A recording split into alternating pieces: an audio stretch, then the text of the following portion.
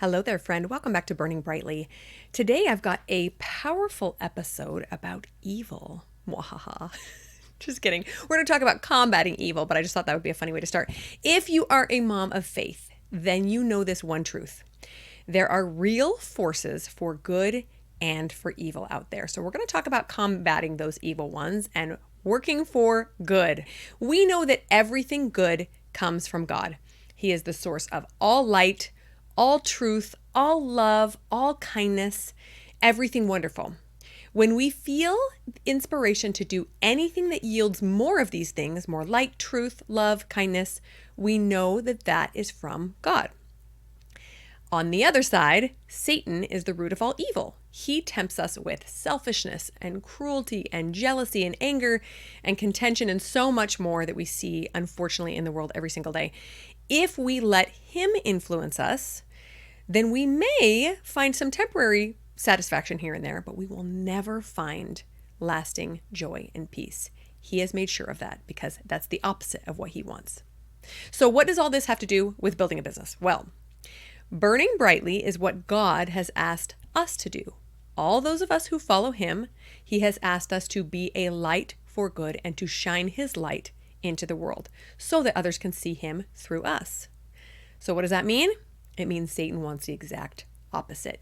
He wants us to struggle and he wants us to doubt ourselves and to doubt God. He wants us to dim our light, to turn down that brightness a little bit so that others cannot see God's light through us. So today I'm going to share with you 10 ways that Satan regularly tries to get us, amazing, godly women and entrepreneurs, to stop burning brightly or to just dim the light just a little bit. And that's not what we want to do. We want to do the opposite. We want to shine as brightly as possible. So let's dive into the 10. Number 1, in no particular order, is mom guilt.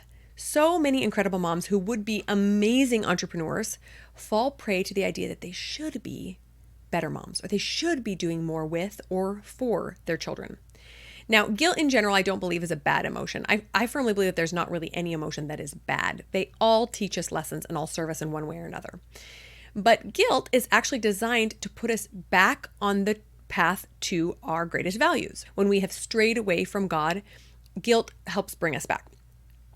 Its job is to set in whenever we are not living with integrity. There should be some guilt. And then we use it to come back into keeping with those values. But Satan, I have found, likes to use mom guilt to turn us away from sharing our light and make us feel like we're being bad moms because we're not circling around our children 24/7. He wants us to use the good of serving our families as a distraction from something even better, which is using our light to be spread into the world. Now, to be clear, I firmly believe that serving our family should be a top priority. In fact, for me, it's number 2. My number 2 priority, just below serving God, is serving my family. But sometimes I have to leave things undone at home or allow my children to become more independent so that I can do God's will outside of my home. Now, there were many years this wasn't the case. I would actually try to do something a little bit more with my business, and I would just feel held back, like that was not my time. But at this point, I feel like it is my time. And so sometimes some mom guilt will come up for me, and I will realize, actually, no, I shouldn't be feeling guilty about this. I know that the right step for me right now is to go out and build this business, even if it means my kids are going to have mac and cheese tonight. Does that make sense? So when guilt comes up for you, analyze it. Ask yourself if there's any truth to where it's coming from. And if so, make adjustments. Maybe your kids have had mac and cheese for 6 nights in a row and you're thinking, actually, I think I probably should make dinner. Great. But if it comes up and you realize, no, there's no truth to that, it's okay. Instead, I want to be working on this business that God has called me to do, then peacefully let that guilt go. Okay? All right. Number 1, guilt. Number 2, fear. Let's start this one with scripture because every time fear comes up, we should know exactly what to think about it. And it's this. A scripture in Psalm 56:4 says, "In God I will praise his word. In God I have put my trust. I will not fear what flesh can do to me." There are so many scriptures that talk about how fear is the antithesis of God. God does not work from fear. So let's just eliminate it. I like to start by naming my fears because when we just think, well, I'm just kind of afraid or nervous, it just seems impossible to overcome. But let's name them. For me, some of the things that I have been afraid of in my entrepreneurial journey include fear of criticism, fear of failure, fear of looking dumb, right? We're always afraid of looking dumb and of losing money, because that's a real thing when you invest money into your business. But what is the worst case scenario of all of these? And I would challenge you to ask yourself, what's the worst case scenario to your fears? It would just be negative emotion. That's it. It would be feeling some shame, feeling some embarrassment, maybe feeling some financial discomfort. And that is it. That's all we're afraid of, is feeling those feelings. So if we can learn to embrace those and operate anyway, build our business through the fear and through the discomfort, then there's nothing we cannot do. We cannot be stopped. So just remember, if you are paralyzed by fear, you might be letting Satan take control. God does not, nor has he ever operated out of fear, only out of love. So pray for a release from it. If that is something you're struggling with, pray for help, and then get busy taking action even while the fear hangs around, because you can do that too. Okay, number 3, comparison. Oh, if you are a woman, you probably know this one real intimately. Comparison, or being worried about how we will look to others. Also closely connected with that fear. So I was a sprinter in high school, and I ran very, very short distances, 100 meter, 200 meter, 300 meter, 400 meter. My longest race was under a minute. So they were seconds long races. And do you know what I never, ever did in those races? I never looked in the lane next to me. I did not have time or energy to waste looking at where my competition was. In fact, the only way I could tell where anyone was by how loud their breathing was. So if their breathing got louder, I knew they were coming up on me. And that was my hint to hit it hard. There just was not time or energy to waste looking around going, oh, what's she doing? What's she doing? Because if I had looked from one side to the next, they would have passed me up. I would have wasted precious milliseconds looking in another lane, and I would have lost the race. So every minute we spend as entrepreneurs looking over the fence is, again, time and energy taken away from our metaphorical candles that are burning. Remember episode 9 where we talked about the fuel that we need? We need that fuel to shine our own light. We can't waste it looking at other people. But Satan loves comparison. He wants us to look around and just think about all the things we don't have, all the things we're not doing. Comparison takes our amazing blessings and it turns them into not enough. And it makes us irritated and ungrateful and miserable beasts instead of being grateful, godly women. It can turn us away from gratitude and towards self-pity. So shun comparison at all costs. Protect your mind. Do not let it compare. Number 4 is using good things as excuses. So thankfully, God has filled our lives with so much goodness. We have families and homes and wonderful things to occupy ourselves with. But they can be a temptation to take our focus off this mission we have of burning brightly. We can spend our entire life focusing on good things like time with our kids and volunteering at school or at church, cleaning our home, or connecting with friends. Now, there's a concept I want to touch on really briefly here. It's called the concept of good, better, best. What that means is you will have good things in your life, you will have better things, and then you will have the best things. And that concept simply teaches us to not allow the good or even the better things to distract us from what is best. So for example, if you have committed to yourself that you will work on your business from 1 p.m. to 3 p.m. every day, then the best thing you can do at 1 p.m. is to go to your office or go to the library and work on your business. Even if a kid is upset at you, even if your house looks like a wreck, because you have committed to yourself to do this thing that God has called you to do. The best thing during your work time would not be to organize photos or play Uno with a kid. This can be a hard pill to swallow, friends. I know, because there's so much good in our life. But if you make commitments to yourself and to God, be ready to respect them and do not allow those good things to sidetrack you. Okay, number 5 is to fixate on the unimportant. So when we women become entrepreneurs, we can easily pay too much attention to the shallow stuff. Things like having the right hair and the right makeup, or the right clothes, or the perfect handbag, having a home that looks a certain way, or the right car. Especially as we begin to see monetary success. We see more money come into our lives and we think, well, what should I do with this money? Well, I should buy all these things that other people are buying because that seems important. Satan wants us to be obsessed with shallow status symbols. It's a very easy way to distract us from shining our light brightly. Now, to be clear, I am not saying that you shouldn't make a ton of money and spend it.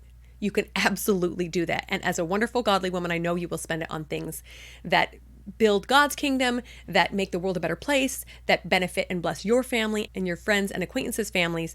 Just be cautious about how important you are making fitting in with the cool kids or gaining specific status symbols. Because unfortunately, even among grown-up entrepreneurs, there are cool kids and there are mean girls and there are cliques.